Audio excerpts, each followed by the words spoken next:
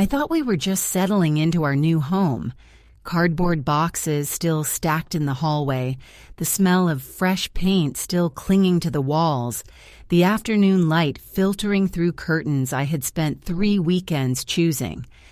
I had no idea my sister-in-law had already made a visit to my father, sitting across from him in his kitchen with her hands folded like a woman delivering a verdict, telling him that everything I had worked for, every overtime hour, every skipped vacation, every quiet sacrifice over the past decade belonged to her brother, and her brother alone. When my father called me that evening, his voice carried something I had never heard in it before. He is a steady man, my father, a civil engineer who spent 30 years treating every problem like a blueprint, methodically, without drama. But that night, his voice had a crack in it, small but unmistakable, like a hairline fracture in concrete. "Clara," he said, and then he paused before asking very quietly, "Is the apartment actually registered in your name?" That one question, and the long silence behind it, was the first stone that started the avalanche. Let me go back. Because to understand what happened, you need to understand what I thought my life was, and how completely and deliberately I had been encouraged to misunderstand it. Daniel and I had been together for 6 years before we married, and married for 3 before we found the apartment. We had met at a work conference over bad coffee and a broken projector, laughing at something nobody else found funny. He was thoughtful, patient, the kind of man who remembered small things, the name of your childhood dog, the way you took your tea, the anniversary of something painful you had only mentioned once. I fell in love with that attentiveness. I mistook it for years, for devotion. These things are easy to confuse when someone is skilled enough at performing them. We moved in on January 15th because Daniel said it was a good number. Stable and even, he said, like a foundation. I remember standing in the empty living room with winter light coming through the floor-to-ceiling windows, thinking, this is it. This is the thing I worked for. The apartment was on the 7th floor of a building 12 minutes from the city center, with parquet floors the color of warm honey and a kitchen overlooking a courtyard where an old maple tree grew from a square of soil between the buildings, 104 square meters of clean lines and good light, and it was the most beautiful thing I had ever called mine. The apartment was in both our names. I want to be very clear about that, because it becomes the hinge upon which everything turns. We had sat side by side at the notary's office in November, and I had signed my name next to Daniel's on every page of the purchase agreement. I had contributed 60% of the down payment, money accumulated over 7 years of working my way from coordinator to regional head at a logistics firm, through the kind of relentless, unglamorous work that nobody celebrates but everyone depends on. Daniel had contributed the remaining 40% from savings and a small inheritance from his grandmother. I had never questioned that.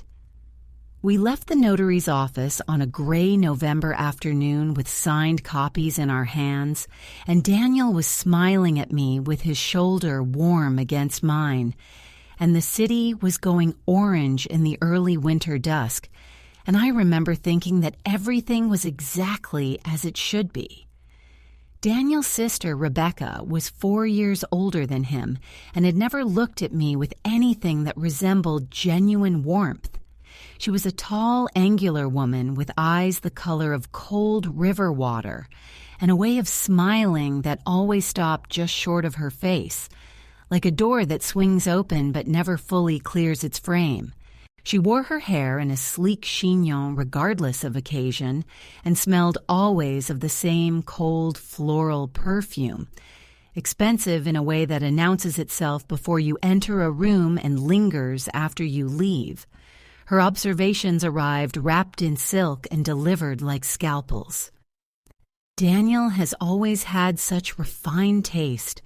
I'm glad he found someone practical, she said at our engagement dinner, making the word practical sound like a consolation prize. At our wedding, she gave a toast that was technically complimentary and somehow devastating. A series of sentences that, taken individually, praised me, but assembled together painted the portrait of a woman who had gotten lucky and would do well to know it. I smiled through all of it.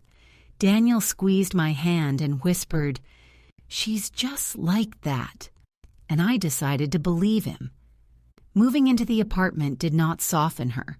3 days after we moved in, she arrived with her coat still on, as though she hadn't decided to stay, and walked from room to room slowly, touching things with her fingertips. The kitchen counter, the windowsill, the bathroom door frame, like a woman taking inventory of something she already considered hers. "It's very nice," she said finally, in a tone that suggested it was significantly less than nice. Daniel always had good taste in property. Not home, not even apartment. Property. I told myself it was nothing. I was, by then, very practiced at telling myself things were nothing. The weeks settled into routine, and the apartment became, slowly and quietly, what I understood to be ours. I learned the sound the radiator made at 3 a.m, a low, insistent ticking. I learned which floorboard creaked near the bathroom and started stepping over it without thinking. I filled the balcony window boxes with rosemary and thyme and watered them every morning while the coffee brewed, looking out over the courtyard and the bare maple tree, and feeling something so close to contentment that I was almost afraid to examine it directly, afraid that looking too carefully at something good would reveal the fault line running underneath it. Daniel was attentive in those early weeks. He came home with good bread, hung my pictures without complaint, was present in all the ways that mattered, the way a house can seem structurally sound until someone pulls out the blueprints and shows you where the load-bearing walls are missing. The first warning came 6 weeks in. I was making lentil soup, slow, simmering, my mother's recipe, when I heard Daniel lower his voice on the phone in the living room. Subtle, barely perceptible, like a radio station drifting off frequency. But once I heard it, I couldn't unhear it. The careful tone, the deliberate pause, and 2 syllables caught from across the apartment. Not yet. A deferral. A reassurance to someone that a certain thing had not yet occurred.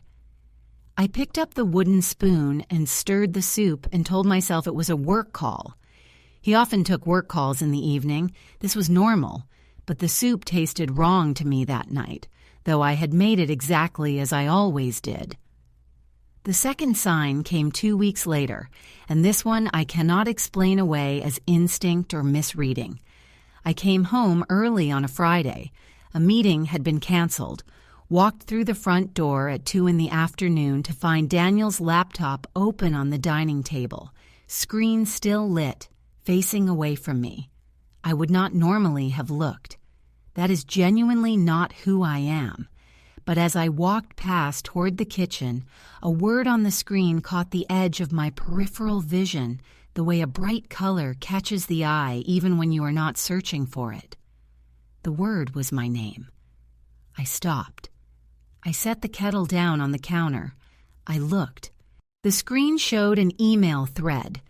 The most recent message sent that morning at 10:47 a.m. from Rebecca's address to Daniel's.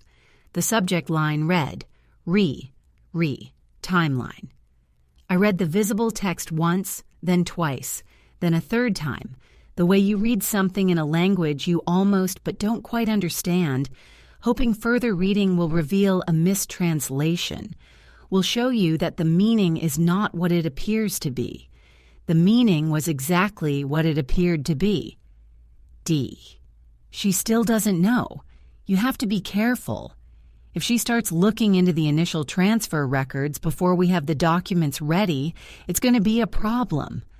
The notary confirmed the amended version is processed. Just stay calm and keep things normal at home. We're almost there. R. She still doesn't know. The amended version is processed. Keep things normal at home. My hands were not shaking. I noticed my hands were perfectly, preternaturally still, as though my body had entered some emergency mode of stillness before the trembling could begin.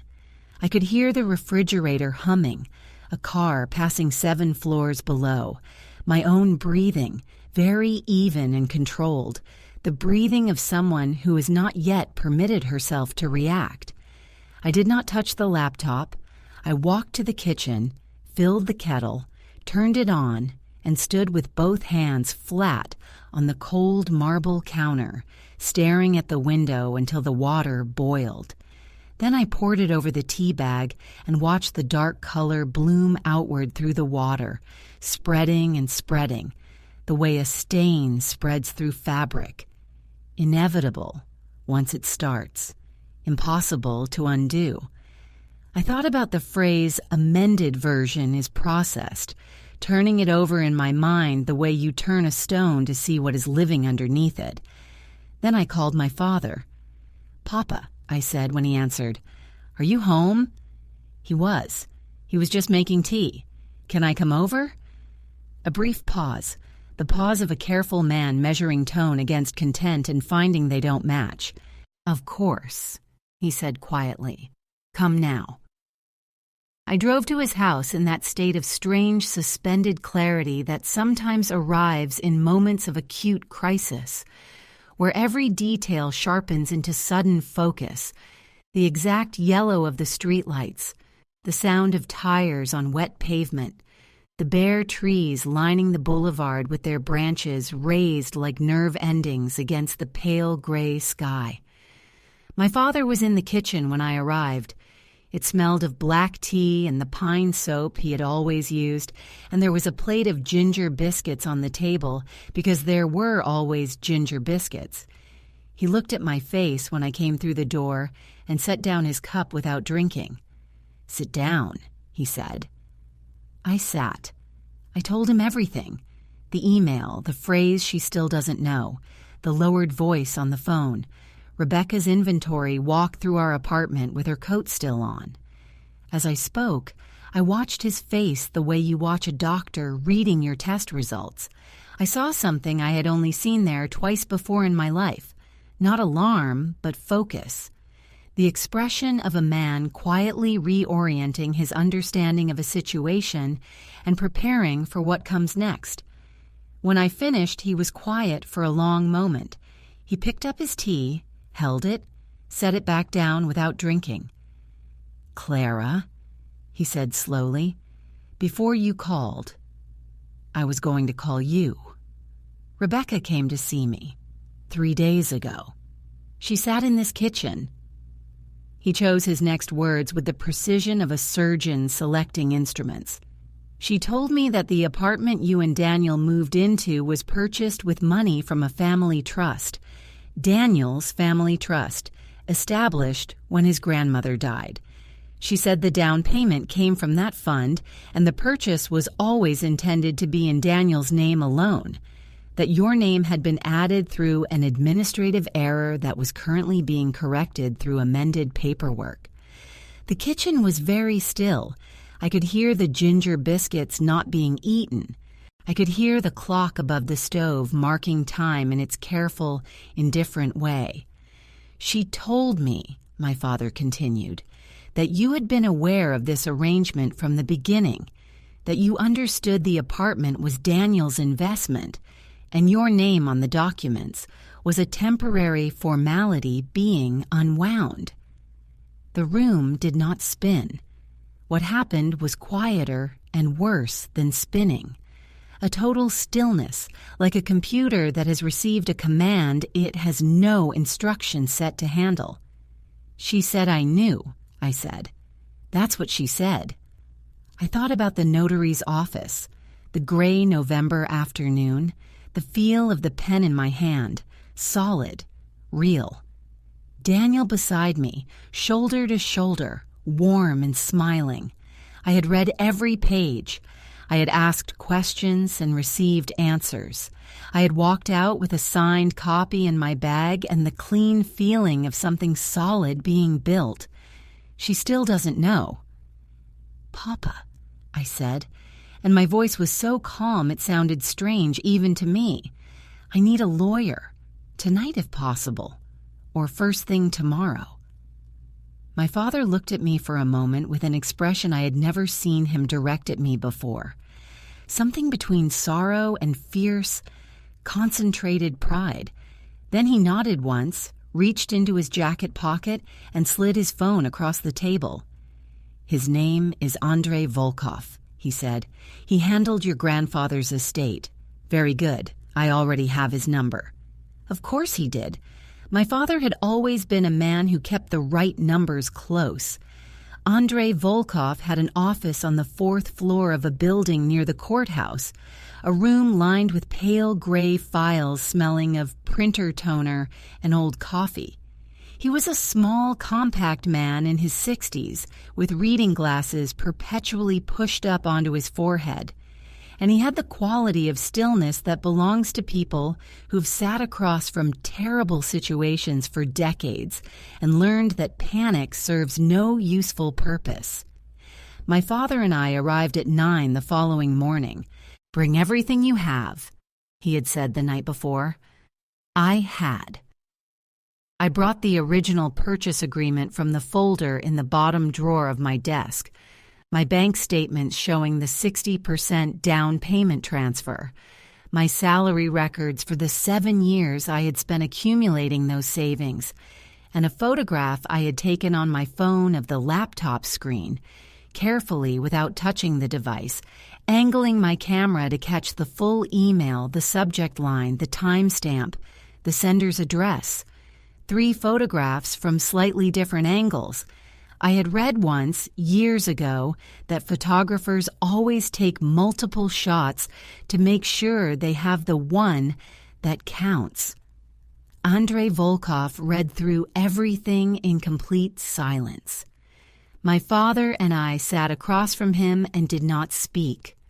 Through the window, I could see the gray morning sky and the top of a birch tree moving in the wind, and I focused on that while I waited. The simple, indifferent movement of branches, the world continuing its business regardless. When he finished, he set the documents down and folded his hands. "Tell me about the amended paperwork," he said. "Which notary office handled the original transaction?" I told him. He wrote the name down, nodded slowly.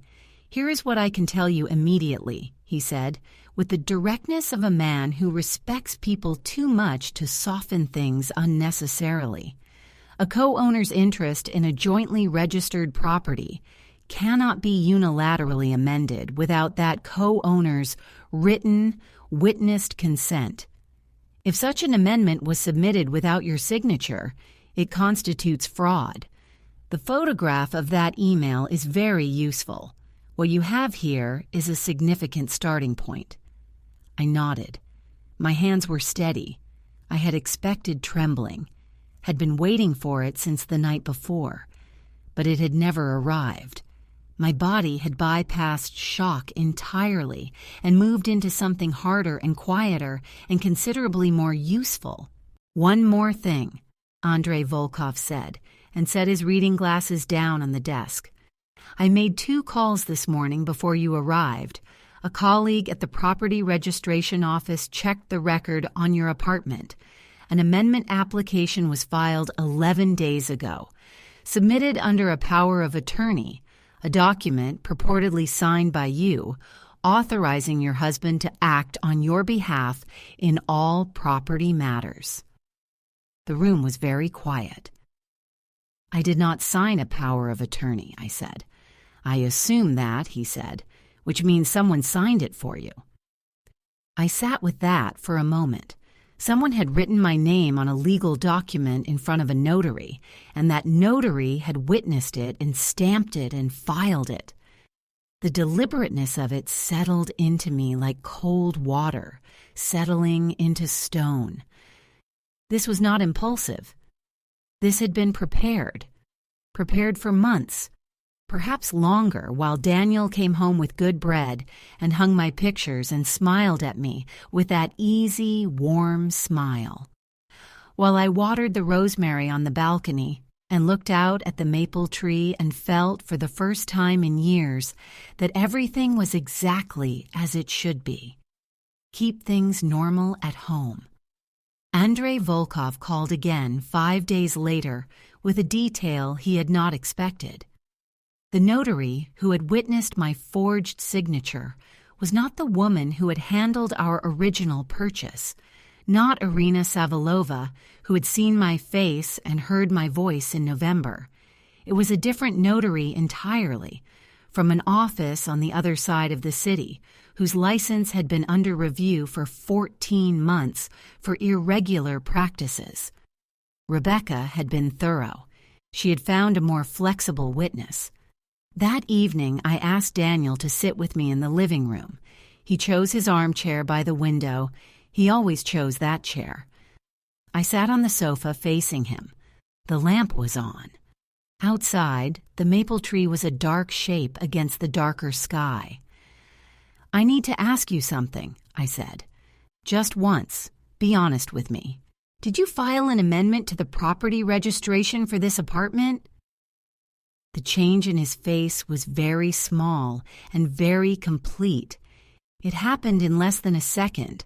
A flicker, a contraction around the eyes, a microsecond of recalibration before his expression resettled into something attempting to look confused. But I had been watching his face for 9 years, and I saw it. I had needed to see it to be certain. "What are you talking about?" he said.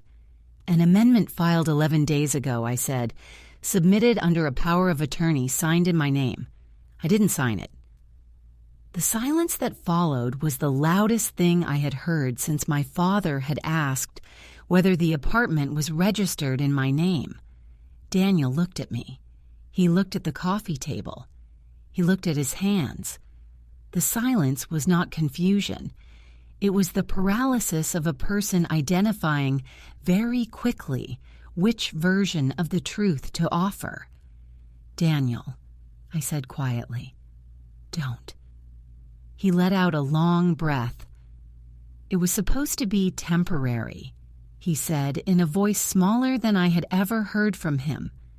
"My mother, Rebecca, they were concerned about liability.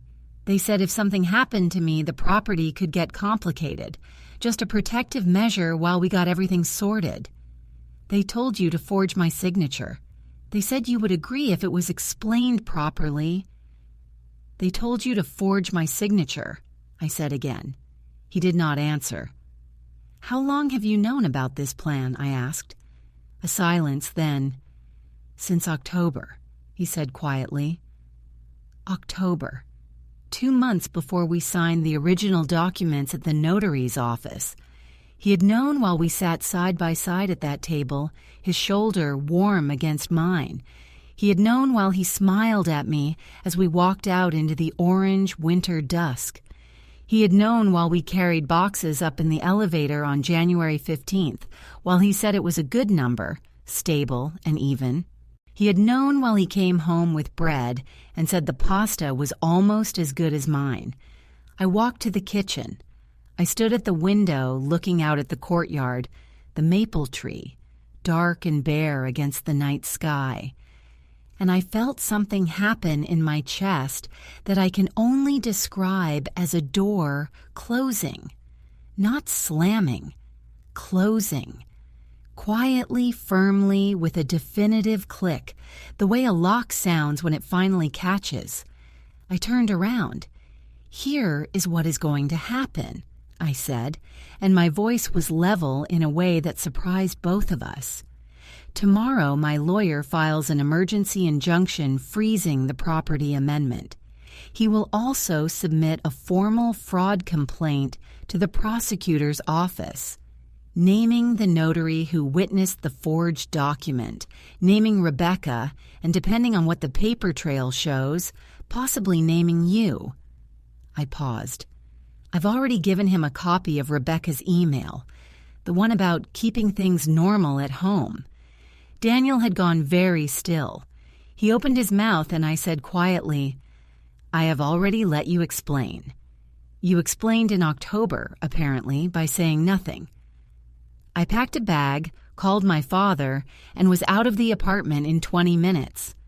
The confrontation with Rebecca came 9 days later, and it was nothing like I had imagined during those long, quiet evenings at my father's kitchen table. I had imagined it would feel like an explosion, all the accumulated pressure releasing at once in heat and noise. What it felt like was surgery, precise, controlled, cold. She opened her apartment door wearing her chignon and her cold floral perfume and a look of polished composure that she had clearly been preparing since Daniel told her something was wrong. She said with faultless smoothness, "Clara, what a surprise. Come in." I did not go in. I stood in the doorway and handed her the envelope I'd been carrying. "Notification of the fraud complaint filed with the prosecutor's office," I said. "Your name appears in it. The notary who witnessed the forged power of attorney was suspended yesterday pending investigation. He has offered full cooperation to the prosecutor in exchange for reduced charges. The amendment application has been frozen." I watched her face. The composure was still there, but something underneath it was contracting, tightening, the way ice contracts before it cracks. "I also have a complete copy of your email correspondence with Daniel over the past 8 months, I said, including She Still Doesn't Know, sent at 10:47 a.m. on March 14th. My lawyer found it particularly useful. I held her gaze for a moment. "He'll be in touch." She said, and this was the moment that told me everything I needed to know about who she had always been. "We're family, Clara. We could have worked this out privately."